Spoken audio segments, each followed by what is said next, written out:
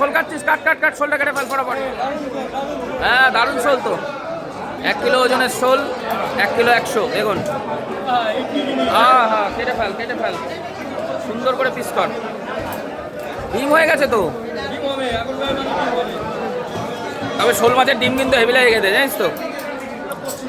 আর এইটা কত করে বিক্রি করছিস? এই যে 350,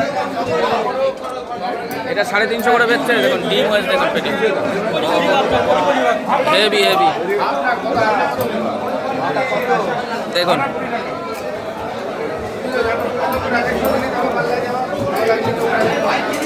দেখুন পিসগুলো করছে, দেখুন সুন্দর।